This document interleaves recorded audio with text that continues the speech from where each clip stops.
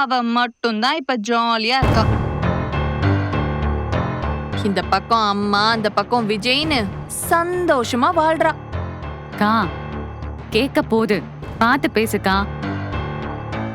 இல்ல இல்ல, ம், நம்ம அம்மா இல்ல எவ்ளோ பாவம் நினைச்சோம். புது மருமகனை பார்த்ததும் என்னையே நக்கல் பண்ணுது. சரி, அந்த கதையெல்லாம் இருக்கட்டும். உன் மாமியார் என்ன சொல்றாங்க? ஆம்.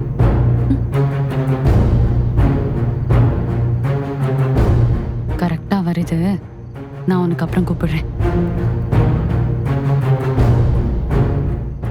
சரிடி. என்ன பார்த்ததும் போனை வைக்கிற? அப்படி யார்கிட்ட பேசிட்டு இருந்த? அக்கா கிட்ட. ம்.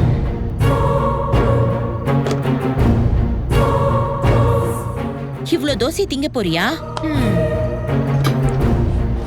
நான் ஒன்னும் தனியாலாம் திங்கல, நிவினுக்கும் சேர்த்துதான். அவன் இத திங்க போறானா? அவனுக்கு நான் சமைச்சிட்டேன். ஏன் நான் சமைக்க மாட்டேனா? என் புள்ள எனக்கு போன் பண்ணி சொன்னாண்டி, சமைச்சு வைமா, நான் சாப்பிடுறேன்.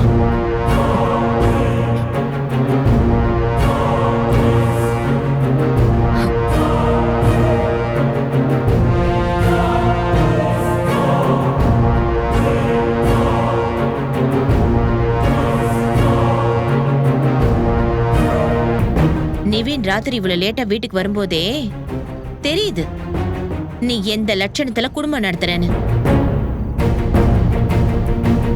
என் வீட்டுல தண்டமா உட்கார்ந்து நல்லா தின்னு. அவன் எக்கேடு கெட்டு போன உனக்கு என்ன?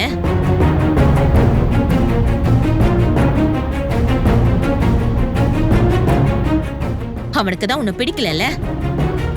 அதுவும் இந்த முறை நல்லாவே தெரியுது. அவனுக்கு உன் கூட சுத்தமா செட் ஆகலன்னு. அவன் பார்வையிலேயே உன் மேல இருக்க வெறுப்பு தெரியுது. அப்புறம் எதுக்கு நீங்க இருக்க? கிளம்பி உங்க வீட்டுக்கு போக வேண்டியதானே? பார்வையிலேயே வெறுப்பு தெரியுதோ அடுப்பு தெரியுதோ அதெல்லாம் எனக்கு கவலை இல்ல. அவருதானே என்ன கல்யாணம் பண்ணாரு. நான் இங்கதான் இருப்பேன். அவன் எங்கடி கல்யாணம் பண்ணா? தூக்கிட்டு போய் தானே கல்யாணம் பண்ணீங்க.